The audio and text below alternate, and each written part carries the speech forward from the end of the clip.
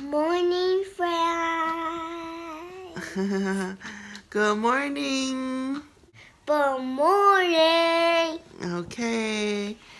Good morning. Good morning. Ngày ní Good morning. ngày tìm 24 ត្រូវជា Christmas Eve. Yeah, I made it. តិចទៀតត្រូវទៅផ្សារទៅទិញគ្រឿងផ្សំបន្ថែមតិចតួចដើម្បីធ្វើម្ហូបទទួលភ្ញៀវល្ងាចឥឡូវនេះមកដល់ store ហើយមកទិញរបស់របរខ្វះខាតតិចតួចសម្រាប់ល្ងាចនេះហើយនឹងទិញ diaper ឲ្យ Eli រោប្រដាប់បតកចំអ Eli ព្រោះឥឡូវនេះខែតិចដល់អញ្ចឹងយើងបើក heat ទៅពេលបើក heat ទៅគ្នារៀងតឹងចំអបន្តិចណាហើយពេកណែនាំឲ្យប្រើសម្រាប់បតកនេះបតកក្នុងចំអទៅមកស្ទុះសបោហៀមកហើយអាចជូតបានព្រោះអីទុយគេអត់តន់ចេះញើសបោអានេះវា3.9នៅខ្វះចានដាក់ទឹកត្រីនិងចានដាក់ទឹកស៊ុបមកយកមកចុងនេះវា2.29មាន42ចានដាក់ទឹកស៊ុបក៏បានដាក់ទឹកត្រីក៏បានតិចតួចដាក់ផ្អែមក៏បានយកពី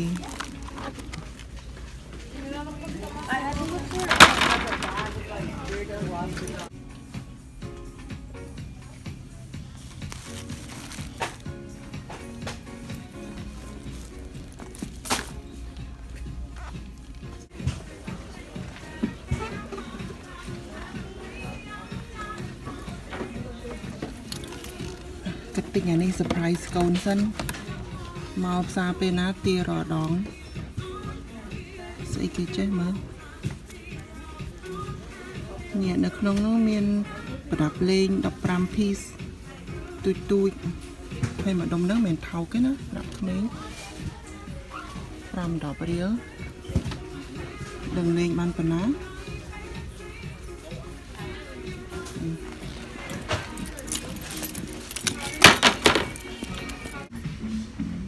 របស់ចុងក្រោយហើយដែលត្រូវទិញក្នុងផ្សារនេះ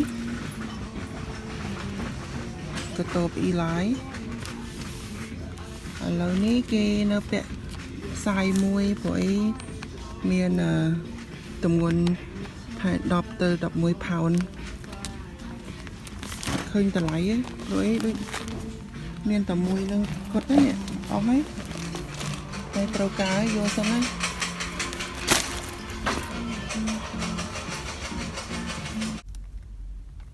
កប៉ិចកប៉ុកសងអស់$30ដែរថ្លៃជាងគេរបស់ណាលីហ្មងអូអរេគេចុះតម្លៃឲ្យនេះ$14.99នៅសល់មិន$10.89តែនៅតែថ្លៃជាងគេក្នុងចំណោមទាំងអស់ហ្នឹងឥឡូវត្រូវទៅផ្សារអាស៊ីម្ដងដើម្បីទិញគ្រឿងផ្សំដែលខ្វះខាតសម្រាប់ធ្វើល្ងាចនេះមកដល់ហើយ store អាស៊ី store ខ្មែរនៅទីក្រុង Stockton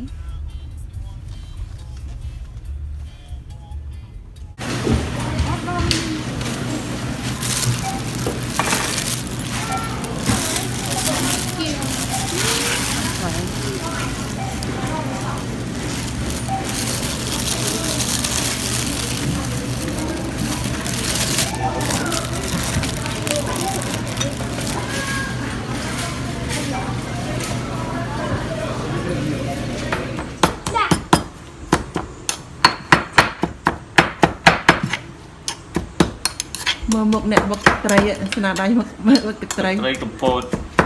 កំពតយ៉ាត្រីកំពត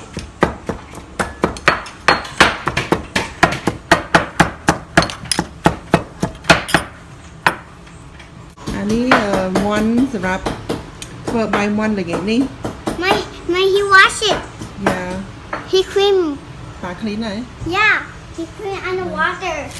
មួយទូចមួយ Now he clean on the water. ហើយតិចមន់អត់សូវធំ And he noodle on the water. Ooh, so beautiful. So bad. ដើរទៅកាត់ស្លឹកខ្ទឹមនៅក្រោយផ្ទះដាំនៅក្រោយផ្ទះយកមកស្ងោរមន់ល្ងាចនេះមានមុខម្ហូបច្រើនណាស់ចូលរួមមកផ្ទះខ្ញុំគឺធ្វើបាយមន់ហើយនឹងអីចេះបាយមន់ប្រហែលជាថែមបុកល្ហុងពី3ត្បាល់ទៀតហើយទៅអ្នកមកចូលរួមម៉ាក់ខ្ញុំអីចឹងក៏ដុតមន់ដុតអីអាំងខ្វាគោហើយបងថ្លៃបងអីយកឡាបយកអីមកចឹងទៅណាម្នាក់បន្តិចចូលរួមមើលស្លឹកខ្ទឹមនេះតាមពិតស្លឹកនេះខ្ទឹមតិចតួចទេប៉ុន្តែដល់ពេលយើងខាននិយាយថាត្រឹមវាអញ្ចឹងវាដោះទៅឡើងធំមើលទៅអ្នកខ្លះគេមកគេចេះច្រឡំថាខ្ទឹមបារាំងតាមពិតនេះទេខ្ទឹមធម្មតាឥឡូវខ្ញុំកាត់វាយកទៅធ្វើទឹកស៊ុបមាន់ណាកាត់ឲ្យដល់គល់ចេះហ្មងនេះយកទៅចឹងហ្មងដើម្បីឲ្យវាដោះថ្មី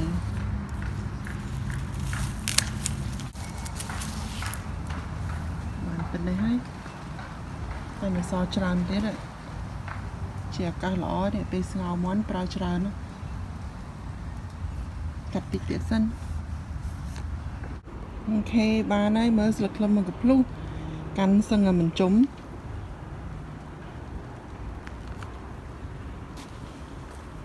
យកទៅស្ងោរមាន់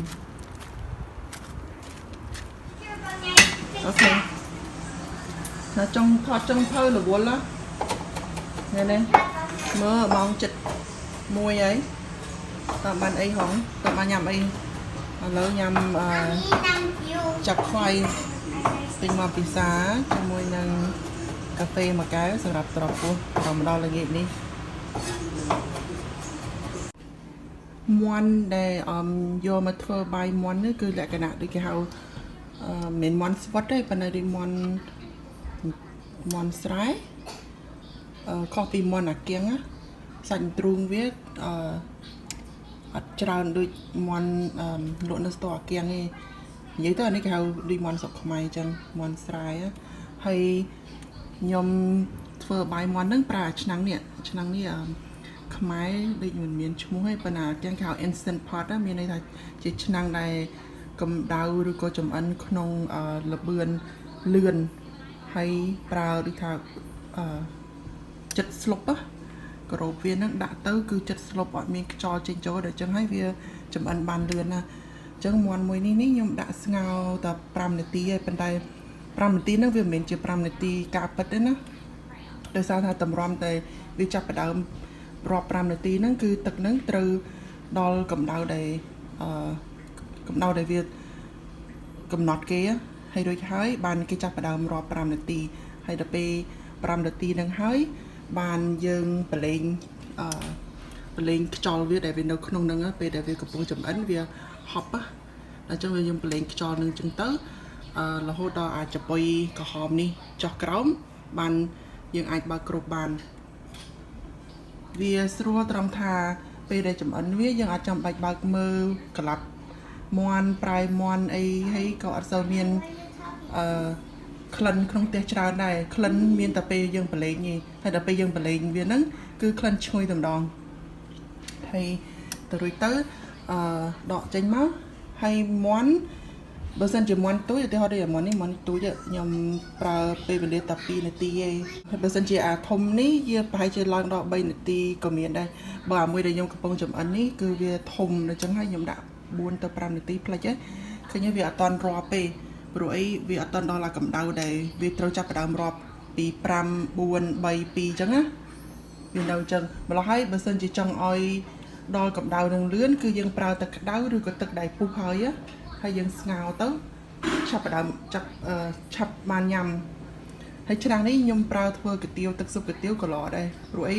ចឹងស៊ុបអីនៅកកឬក៏សាច់មាន់អីនៅកកអាចប្រើបានដោយមិនបាច់ចាំយកមកឲ្យចាំរលាយទឹកកកសិនអូខេហើយនេះទឹកត្រីកពតដែលគ្រួសារខ្ញុំគាត់បុក ចាំមើលពេលភ្ញៀវញ៉ាំគិតមិនដែរស្នាដៃលោកប្តីគាត់បុកទឹកត្រីឥឡូវនេះគឺត្រៀមលីងអង្គសម្រាប់ទុកដាំបាយតែមុនដំបូងគឺដាក់ខ្លាញ់ហើយដាក់ខ្ទឹមសហើយយើងខ្ញីដែលយើងបានហាន់ទីទូចដាក់អំពងវាឲ្យវាឡើងពណ៌ហើយឲ្យវាឈ្ងុយតិចទៅ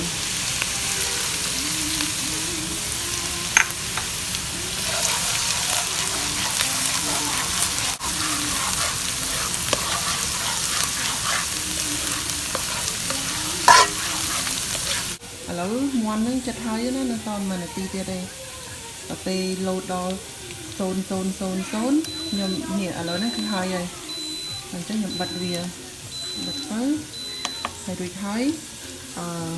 ចាំបើកានេះម្ដងតិចឲ្យខ្យល់វាចេញលើកខ្ទឹមហើយនៅញ៉ៃក៏ហមហើយយើងចាក់កចូលដាំ8កែវហ្នឹងណា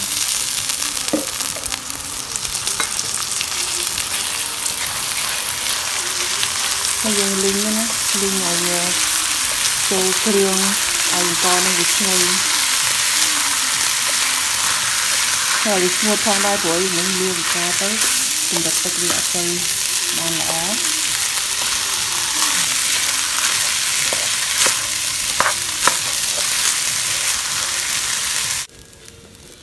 ឥឡូវអង្គលីងបាន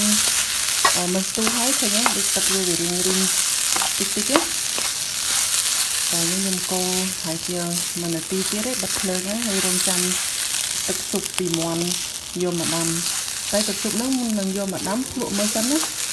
ហើយរសជាតិវាយ៉ាងម៉េចហើយយើងថែមថយយ៉ាងម៉េចចាំយើងយកមកដាំហើយពេលបាយហ្នឹងពេលដាំទៅមុនដំបូងវាអត់ទាន់ចេញពណ៌ស្អាតទេវានៅសអញ្ចឹងប៉ុន្តែដល់ពេលដាំហើយវាថ្ងំមកស្ទុះអញ្ចឹងទៅបាយហ្នឹងវាទៅជាពណ៌លឿងស្អាតហើយតែអ្នកខ្លះគេចង់បានលឿងជាងហ្នឹងទៀតគេថែមម្សៅល្មៀតតែខ្ញុំអត់ថែមទេឲ្យធម្មជាតិចឹងទៅល្មៀតក៏ធម្មជាតិដែរគាត់ថាចឹងនិយាយថាធម្មជាតិពីស៊ុបមាន់ហ្នឹងអូខេឥឡូវវិលមកឆ្នាំងស៊ុបវិញម្ដងបន្តិចទៀតខ្ញុំនឹងប្រឡែងឆ្នុកនេះឲ្យអ្នកទាំងអស់គ្នាបានមើលប៉ុន្តែខ្ញុំនិយាយឲ្យព្រោះអីតែពេលខ្ញុំប្រឡែងខ្ញុំត្រូវបើកចាស់ហាល់លើនេះដើម្បីកុំឲ្យវាធំក្លិនហើយឲ្យវាជួយបកហើយជាមួយគ្នាដែរខ្ញុំនឹងប្រើអំពងដែលជាអីស្នូលกระดาษយកមកដើម្បីដាក់ពីលើចឹងហើយជួយតម្រង់ផ្សៃហ្នឹងឲ្យវាចិត្តនឹងអំពងខ្យល់ហ្នឹងបឺតទៅខាងលើទៀតអូខេចាំមើលណា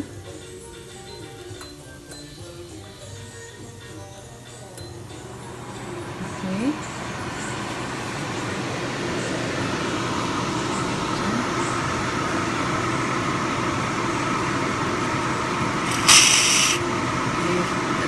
អូខេលើ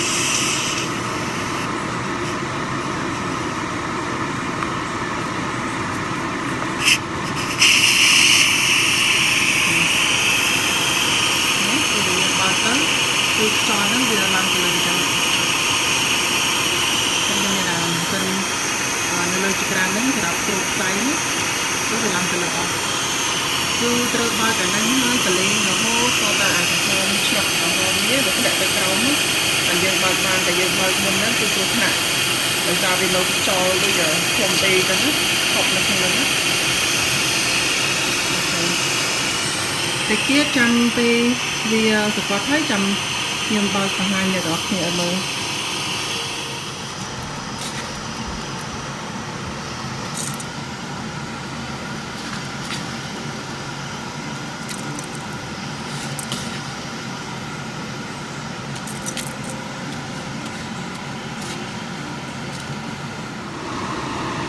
ឥឡូវខ្យល់នៅវាខ្សោយហើយក្រហមហ្នឹងក៏វាលោតលឹកចុះទៅក្រោមដែរអញ្ចឹងមានន័យថាយើងអាចបើកគម្របវាបានដែរអានេះចេញ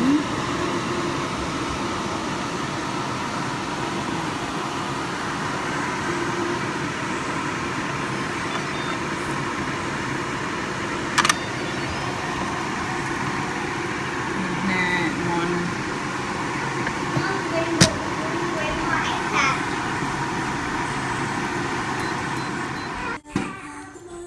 ននេះឆ្អិនហើយតិចទៀតខ្ញុំនឹងស្រង់ចេញហើយធ្វើការភ្លក់ទឹកស៊ុបមុននឹងយកទឹកស៊ុបនេះយកទៅដាំបាយ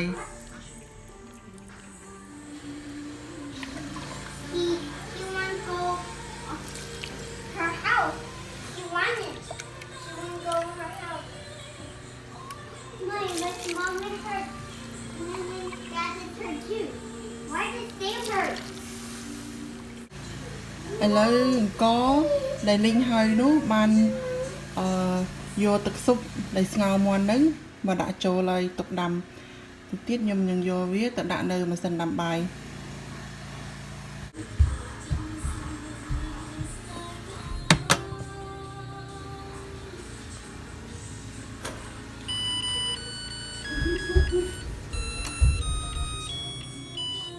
មាន់ដែលបានស្រង់ចេញ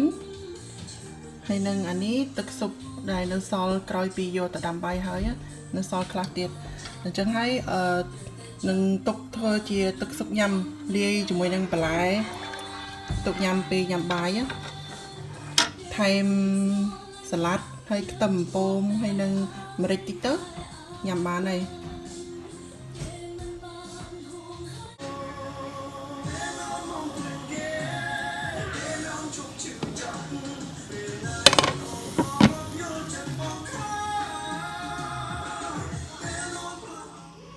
រៀបចំបានខ្លះៗហើយចាំទទួលភ្ញៀវ